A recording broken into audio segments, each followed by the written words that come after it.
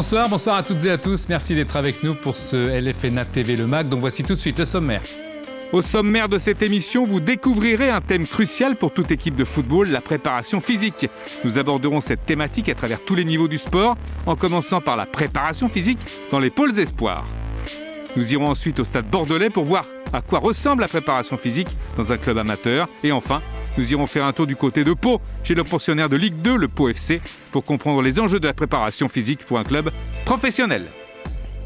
Voilà, menu riche et évidemment tonique avec nos invités. Fabrice Fontaine, bonsoir. Bonsoir. Vous êtes entraîneur de l'équipe de R1 ES La Rochelle, ancien préparateur physique des Chamois Niortais. Et puis nous avons également en visio Olivier Leblanc, kiné du pôle espoir LFNA. Bonsoir Olivier. Bonsoir. Merci d'être avec nous. On va, avant de dérouler un petit peu l'émission et de voir les sujets, Fabrice Fontaine, vous êtes originaire de La Réunion, on en parlait juste avant. Votre expérience là-bas, votre expérience en général, est liée uniquement au physique ou vous êtes quelqu'un de plus complet, pourrait-on dire ? Oh, je me suis orienté rapidement vers la préparation physique, le sport en général, parce que j'étais footballeur aussi. Je suis venu en France justement pour le centre de formation de Niort. Et j'y suis resté ensuite pour le reste de ma vie jusqu'à maintenant. Donc naturellement ensuite j'ai orienté mes études vers le sport et puis en découlé des diplômes de préparateur physique et d'entraîneur par la suite. Olivier, kiné du pôle espoir LFNA, ça consiste en quoi ? Vous pouvez un petit peu nous dévoiler vos journées ou plutôt votre but et votre travail ? Alors nous, au pôle de foot féminin là, que je suis sur Mérignac, on a une organisation en fait où donc il y a un médecin qui intervient, qui est référent. Moi, je suis plus en lien en fait sur les filles qui sont soit blessées, soit en période de réathlétisation, donc avant d'envisager un retour sur le terrain. Et on a aussi potentiellement un cabinet de kiné avec un petit peu plus de matériel s'il faut pour des plus grosses blessures, on va dire, qui ne peuvent pas être sur le terrain dans un premier temps. Et à côté de ça, on a aussi un préparateur physique qui intervient sur la structure. Alors, avant de poursuivre un petit peu avec vous et de réagir, d'avoir vos réactions par rapport au reportage, on va justement en voir un, le premier, Julien Cursi, qui était à la préparation du pôle espoir LFNA. Julien Cursi.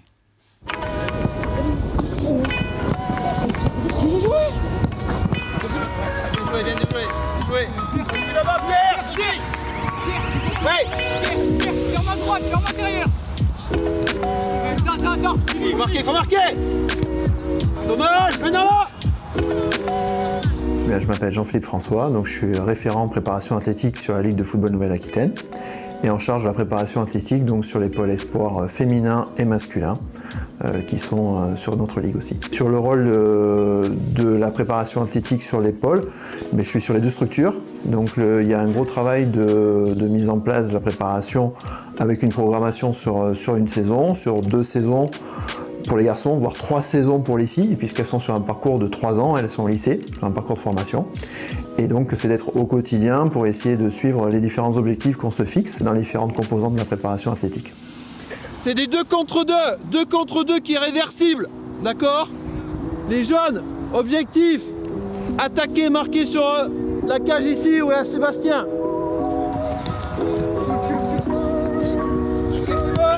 Allez, jouez, dessus là-bas.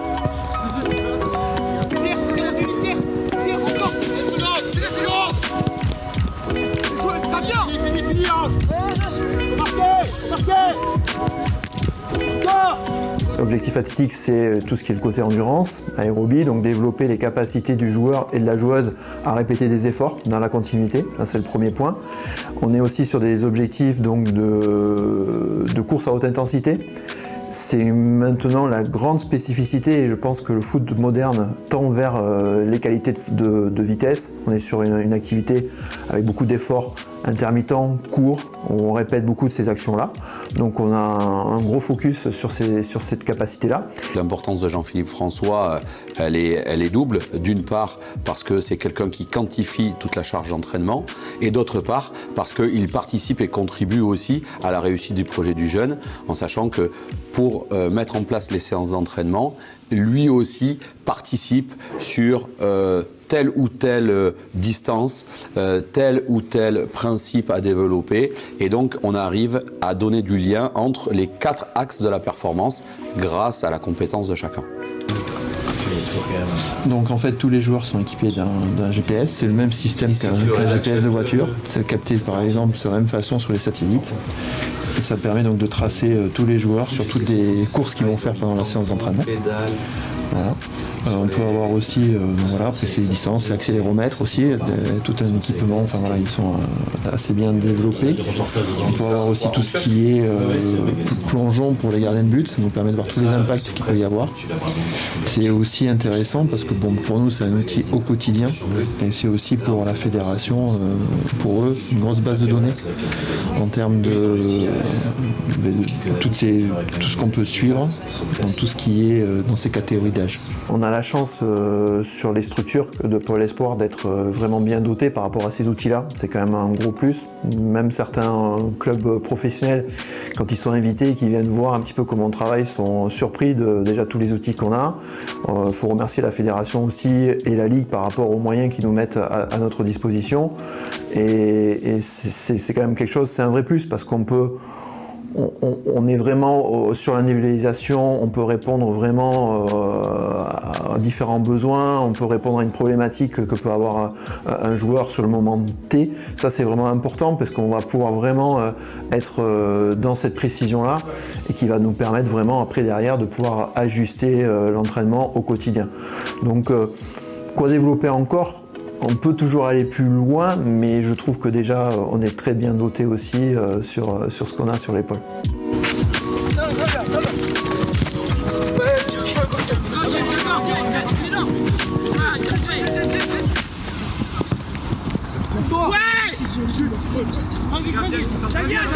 On a coutume de dire qu'un entraîneur entraîne et gagne des matchs.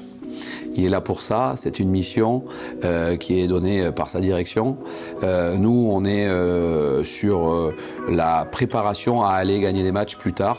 Donc nous, on est plus des formateurs, des accompagnateurs. On essaie en staff de travailler dans la bienveillance pour que les gamins puissent grandir avec cette idée de réussite, en sachant qu'elle ne sera pas présente pour tous et qu'il faudra de toute façon passer par une succession d'échecs pour atteindre ces objectifs. On apprend beaucoup de choses avec Julien Curcier dans ce reportage. Fabrice Fontaine, c'est la préparation des jeunes joueurs a changé depuis que vous êtes rentré dans le métier ? Déjà, les méthodes de travail évoluent, hein, la façon dont on s'entraîne, la façon dont on peut quantifier, comme il était énoncé, les charges de travail qui ont orienté ensuite d'autres façons de travailler. Donc ça évolue continuellement grâce aux outils technologiques, à la vidéo également qui nous permet de quantifier aussi la nature du déplacement, la qualité des déplacements, etc., les notions de bloc. Donc naturellement, le contexte d'entraînement a évolué, bien sûr, depuis sur ces 10 dernières années. Est-ce qu'il n'y a pas on aura évidemment le sentiment d'Olivier Leblanc qui est avec nous, hein, je vous le rappelle, kiné du Pôle Espoir à l'FNA, dans quelques secondes. Fabrice, est-ce qu'il n'y a pas une notion un petit peu de gâcher le plaisir ? Dès qu'on parle physique, on a l'impression qu'il n'y a plus de ballon, qu'il n'y a plus de joie, qu'il n'y a plus de plaisir. C'est une fausse impression. Oui, c'est une fausse impression parce que de toute façon, la situation référente elle-même, c'est le match. Donc, à partir de cette situation de référence, il faut déterminer les axes d'entraînement et tous ces outils-là viennent compléter, viennent agrémenter votre stratégie d'entraînement. Le risque comme vous énonciez juste avant, c'est de garder quand même au central la personne du joueur, la personnalité du joueur, cette motivation, ce plaisir de jouer, comment créer la condition d'entraînement pour justement générer cette motivation et cette envie de progresser. L'outil GPS ou la préparation physique est nécessaire pour faire avancer le sujet. Olivier Leblanc, quelle a été l'évolution que vous avez pu également vous constater par rapport aux générations précédentes ou par rapport aux blessures, par rapport à tout ce qu'il faut justement faire pour préserver des joueurs, pour ne pas qu'ils aillent trop vite. Je me souviens quand il y avait des jeunes générations auparavant, on disait attention de ne pas, entre guillemets, les cramer Est-ce que là aussi on fait très attention de, justement, comme on parlait avec Fabrice et dans le reportage, de quantifier les efforts? Oui, tout à fait. Alors, le fait d'avoir les GPS permet effectivement de bien quantifier cette charge de travail-là.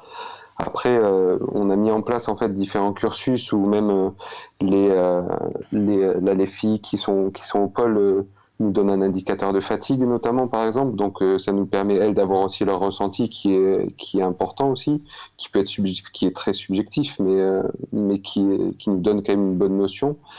Et après, par rapport aux pathologies, oui, effectivement, on est très à l'écoute de ça pour éviter de tomber dans des pathologies de surcharge qui vont être type périostite ou des choses comme ça, et faire vraiment attention à leur croissance. La notion qu'il faut vraiment prendre en compte, c'est que là, nous, les filles qu'on a, elles ont, on va dire, entre 14-15 ans et 17-18 ans. Mais à cet âge-là, en fait, une même fille de 15 ans, enfin, deux filles de 15 ans vont avoir des maturités qui sont vraiment différentes. Donc, la charge de travail est individualisée vraiment en fonction de l'âge, mais aussi en fonction du joueur qu'on a ou de la joueuse qu'on a. Et c'est ça où on tend à être vraiment le plus individualisé possible si on veut être le plus précis. Donc, on essaie vraiment de faire attention à ça, en fait, sur ces deux aspects, la charge de travail et le respect de la croissance, de la croissance actuelle du joueur. Olivier, les joueuses, les joueurs comprennent, même en étant très jeunes, où on a vraiment encore l'esprit un petit peu ludique, même si c'est un esprit compétition, ils ont en mémoire et ils ont enregistré qu'il fallait être au point physiquement pour pouvoir passer au-dessus, ou est-ce qu'il y a un côté un petit peu je traîne un peu la jambe? Alors, je ne vais pas vous mentir, c'est sûr qu'à 14-15 ans, quand on dit non, mais là on va faire une séance qui est plus light parce qu'on considère qu'on veut être dans la prévention, c'est des discours qui ont du mal à être acceptés à 100% pour tout le monde, mais l'objectif c'est que les filles arrivent à comprendre et que ça vienne d'elles au fur et à mesure, qu'elles se rendent compte qu'elles ont tout intérêt à faire ça. Et moi je sais que je mets énormément l'accent sur ça, à leur dire que si elles sont dans des cursus pour atteindre le haut niveau, donc pour atteindre le haut niveau en fait, les deux choses importantes c'est d'être performant, et pour être performant de toute façon il faut être sur le terrain. Donc moins elles seront blessées, plus elles auront de chances d'être performantes, quoi. Donc à partir du moment où une joueuse se blesse tous les 4 mois, il y a quand même, elle diminue ses chances en fait d'accéder au plus haut niveau. Donc c'est le discours vraiment qu'on essaie de passer. Alors tout le monde n'y adhère pas, mais on fait en sorte de sensibiliser au maximum en tout cas. Fabrice, vous avez été donc ancien préparateur des Chamois niortais, préparation physique. On parle aussi beaucoup de nutrition, de discipline, d'hygiène de vie. Ce sont des mots en l'air ou c'est vraiment une réalité? Il faut vraiment se tenir à une certaine rigueur, une certaine discipline? On le voit dans tous les sports, hein. Le très haut niveau nécessite beaucoup de rigueur dans plusieurs domaines. Donc si déjà on veut être performant sur le moment et surtout performer sur la durée, donc naturellement tous ces paramètres-là, en fonction de la nature du joueur, de l'activité ou du groupe que vous avez, vous devez impacter ou améliorer, optimiser certains domaines. Donc oui, aujourd'hui on ne peut plus, comme il y a 15-20 ans, juste jouer au foot ou juste pratiquer son sport et être performant sur la durée. Maintenant, c'est une grosse compétition entre les joueurs déjà pour pouvoir signer des contrats. Ensuite, sur le terrain, vous êtes en compétition avec les adversaires qui eux aussi sont dans des conditions optimales. Donc, vous devez, dans tous ces paramètres-là, être performant. Oui. Olivier Leblanc, qui naît au Pôle Espoir LFNA, fini les fast-food pour les jeunes? Là aussi, je pense que ce serait utopique de se dire que parce qu'ils sont dans un pôle de foot qui vise l'excellence, ils vont plus du tout dans les fast-foods, mais je pense qu'effectivement, il faut réduire au maximum ce type d'alimentation, ou alors que ça reste vraiment une alimentation, on va dire, plaisir occasionnel, parce que je pense que dans la performance, il faut prendre aussi le côté psychologique. Donc, si c'est une fois, je pense que si on mange au fast-food de façon épisodique quelques fois dans l'année, je suis pas sûr que c'est ça qui influence la performance. Maintenant, c'est sûr que si vous avez l'habitude d'y aller toutes les semaines, je pense que vous ne mettez pas toutes les chances de votre côté, effectivement. Ouais, un préparateur physique, là c'est une question peut-être un peu, voilà, un préparateur physique qui donne des conseils, des ordres à des jeunes et qui lui-même n'est pas forcément un petit peu, on va dire, en embonpoint. Est-ce que c'est moqué par les jeunes ou est-ce qu'ils se disent, tiens, bah, lui il me dit de faire ci et ça, mais lui il ne l'a pas fait?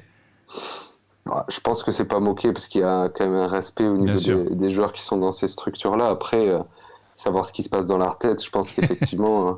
on est quand même plus crédible si on respecte les choses qu'on dit, quoi. Ouais. Donc, après, vous pouvez faire le parallèle avec un entraîneur qui a jamais joué au foot. Hein. Exactement. Alors après la préparation physique au pôle Espoir LFNA, on va aller voir la préparation physique en club amateur. Ce sera au Stade Bordelais et c'est toujours avec Julien Cursi.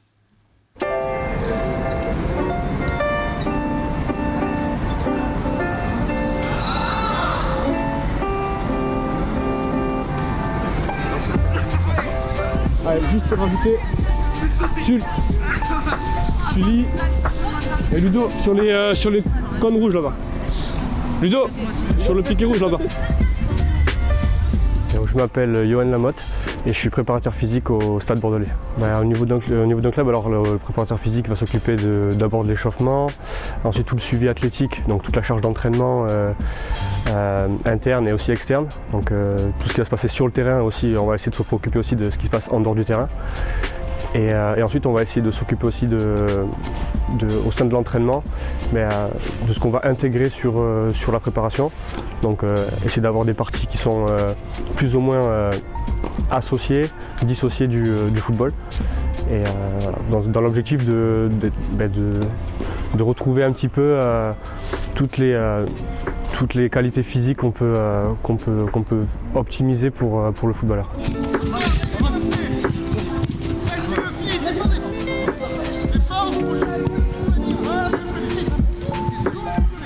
Avec Johan, c'est une personne essentielle dans le staff, mais pas parce qu'il est prépa physique, parce qu'il s'occupe de ces aspects-là. Il est complètement intégré au staff en tant qu'adjoint et il peut s'occuper des aspects athlétiques de manière principale, mais il est complètement intégré et il participe au jeu.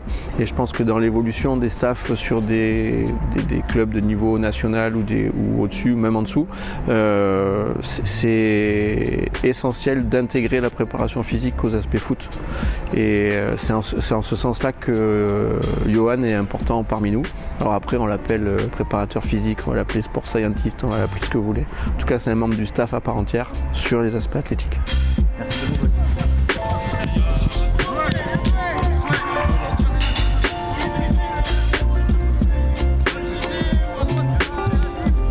Parce qu'on a des joueurs qui vont être vraiment dans le projet, donc ils vont avoir du temps pour se préparer, ils vont avoir des temps de récupération, notamment le temps pour faire des siestes après des séances matinales. Et contrairement, on va avoir des joueurs qui sortent d'une journée entière de boulot, donc avec une charge mentale, une charge physique externe qu'il faut prendre en compte et qui est difficile à calculer. Donc sur ça, on essaye dans le meilleur des cas de leur proposer un contenu athlétique sur le terrain à ces joueurs-là, sans trop les charger. Donc le but c'est qu'ils arrivent le week-end sur le match dans les meilleures dispositions possibles, mais voilà, sans être trop chargés pour ne pas se blesser. On essaie d'éviter la blessure pour ces joueurs-là. Et avec les autres joueurs qui ont plus de temps, on essaie d'optimiser leur qualité. Donc voilà, on rajoute des séances le matin. Moi j'essaie d'être assez disponible sur ces séances-là matinales pour aller chercher des qualités physiques qui sont un petit peu sorties du terrain. Après on essaie aussi d'intégrer pour ces joueurs-là. Mais voilà, on se débrouille un petit peu comme ça. On essaie de fonctionner comme ça avec la diversité de joueurs qu'on peut avoir.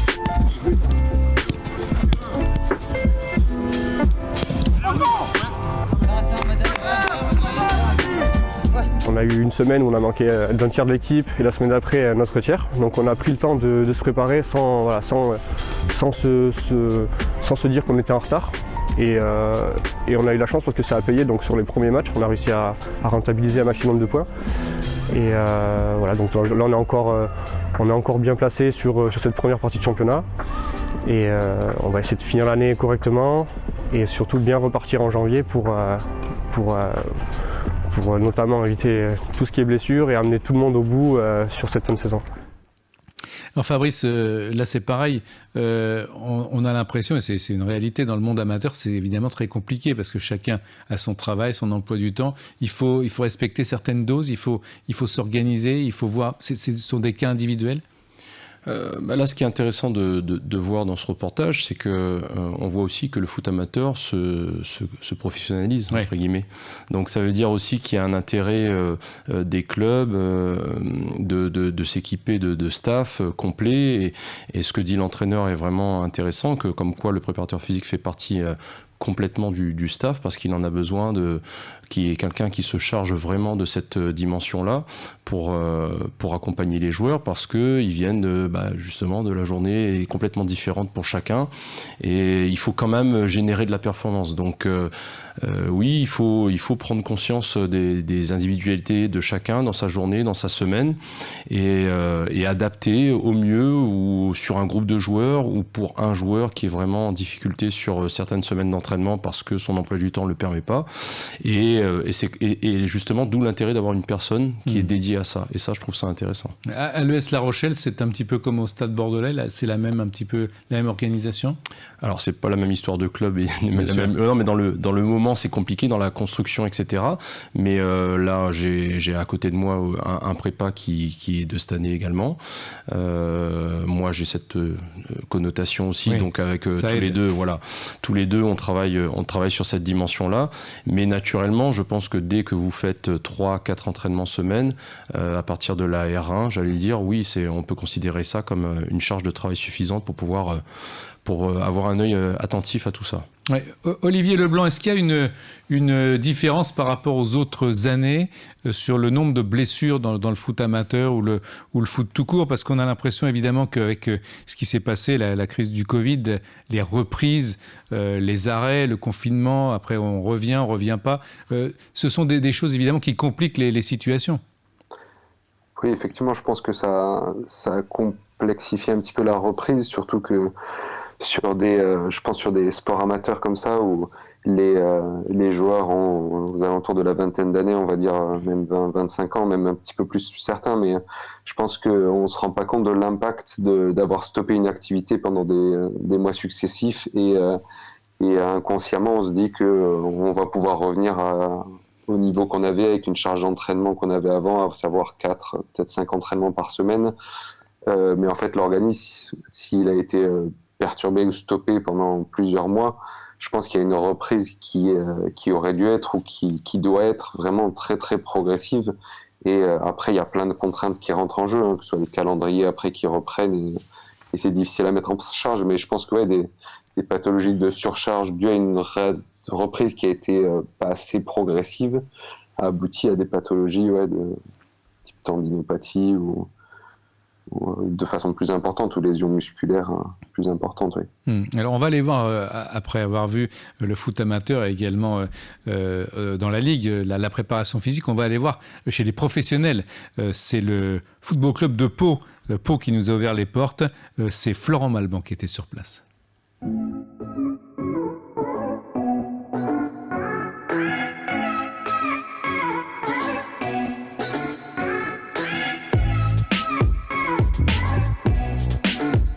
Alors, la préparation physique, globalement, elle a deux objectifs principaux. Le premier objectif, c'est de faire en sorte que les joueurs puissent performer durant 90 minutes. Et le deuxième objectif, c'est de faire en sorte qu'ils performent en évitant les blessures. Voilà, donc ça, ce sont les deux axes de développement durant la saison.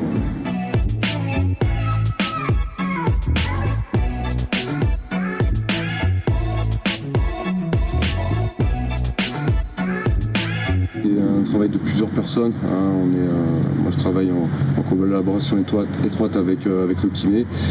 Quand on parle de préparation physique, souvent on oublie d'intégrer justement le paramédical, enfin le médical. Et voilà, donc moi souvent je suis de mèche avec le kiné.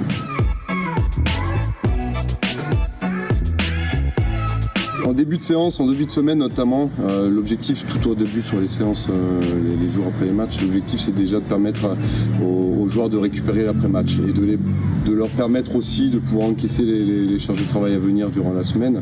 Après, quand on va arriver en cœur de semaine, là l'objectif c'est de développer, d'optimiser. Alors d'optimiser pour les joueurs qui ont quand même déjà un certain âge ou un certain vécu, et de développer pour les jeunes joueurs. Donc déjà là on va avoir 2 axes de travail différents. Et après en fin de semaine, donc on parle souvent d'affûtage, c'est un mot qui est quand même assez commun à pas mal de personnes. Donc l'affûtage, c'est justement commencer à diminuer un petit peu les charges de travail de manière à faire en sorte que le joueur soit prêt le jour du match.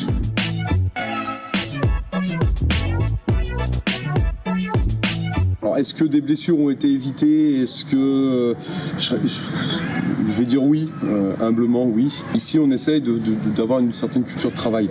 C'est-à-dire que les joueurs travaillent, bossent tout au long de la semaine via des différentes planifications. Et le fait justement d'axer sur ce travail au quotidien, sur une grosse prépa de début de saison, je suis quasiment maintenant convaincu qu'effectivement on habitue les corps à encaisser les charges de travail, on habitue les corps à mieux régénérer, on prépare les corps justement à éviter les blessures.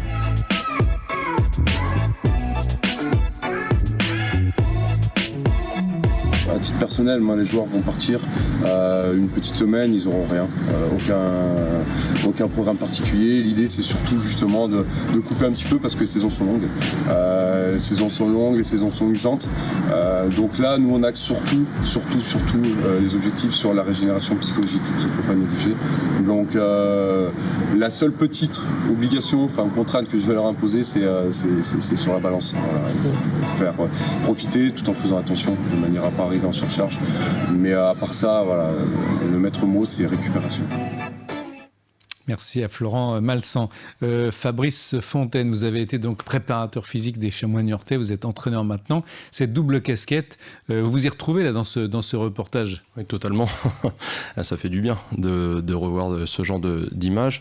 Non, on voit bien, on a franchi un palier déjà entre le reportage précédent et celui-là. On voit bien quand même que c'est pas du tout le même monde dans la stratégie de performance. Vous n'avez pas le même public aussi avec lequel vous travaillez, vous n'avez pas les mêmes conditions de travail, de récupération.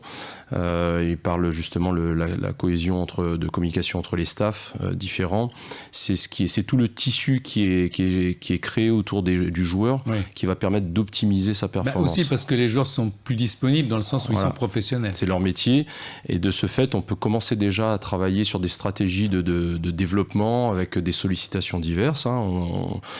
Les charges de travail sont accentuées, on peut être sur des dynamiques de charge, on peut être sur l'alternance de charge, donc on va atteindre des objectifs par rapport à la préparation physique, et ça c'est important. Et à côté de ça, on optimise tout, c'est-à-dire la capacité de récupération, la nature de la récupération.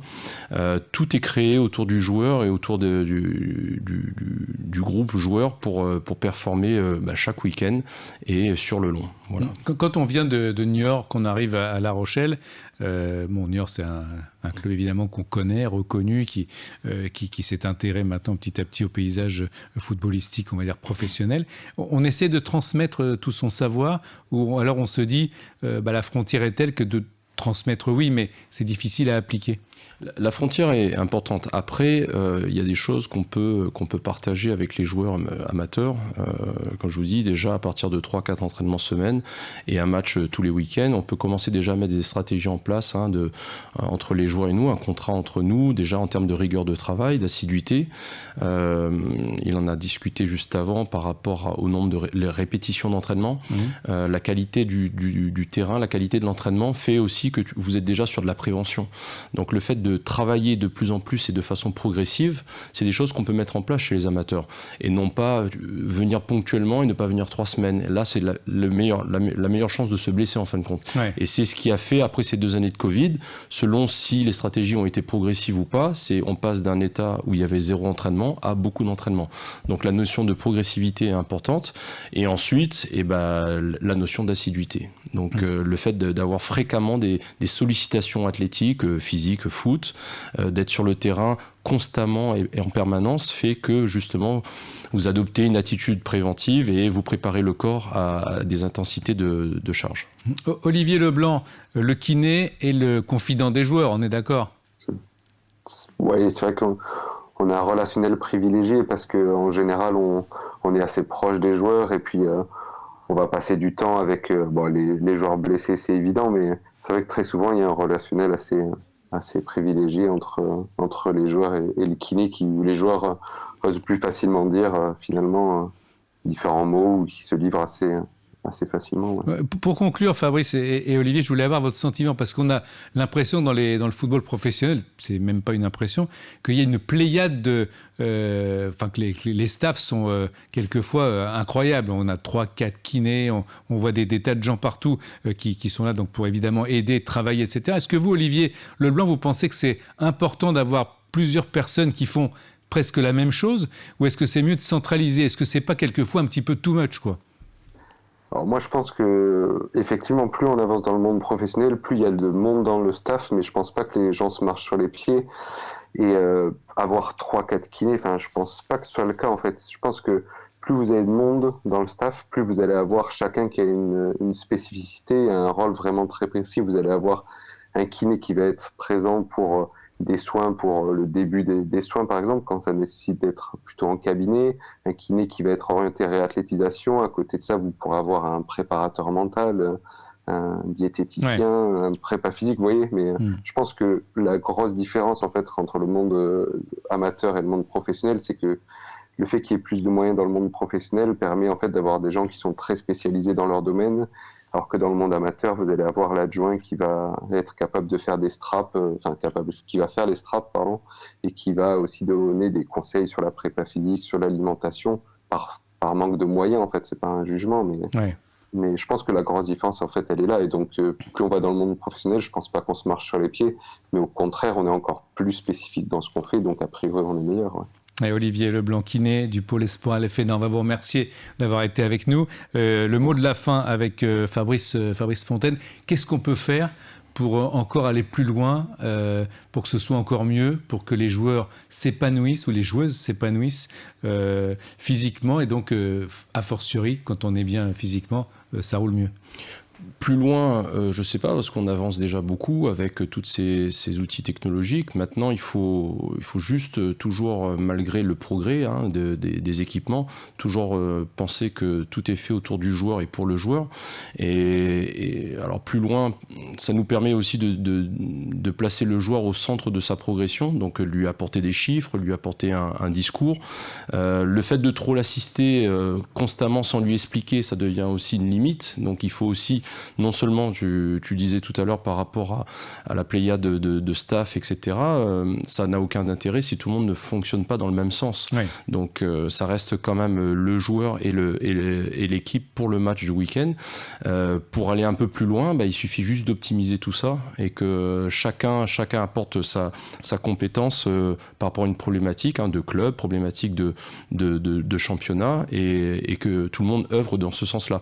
Avec toujours ce souci, vraiment, c'est vraiment le joueur. C'est lui qui prépare sa carrière, alors qu'on passe de la préformation avec des outils où on lui inculque une façon de travailler, mais il doit comprendre cette façon de travailler pour pouvoir se projeter de façon autonome plus tard. Et jusqu'au professionnel, où on est là aussi pour l'accompagner, parce qu'il n'a pas fini sa formation. Il a 19 ans, 18 ans, il continue sa formation. Et naturellement, tout ça est fait pour que, bien sûr, il puisse perdurer de façon à haut niveau le plus longtemps possible. Fabrice Fontaine, l'ES La Rochelle, entraîneur de l'ES La Rochelle, votre discours est écouté, est intégré? J'espère.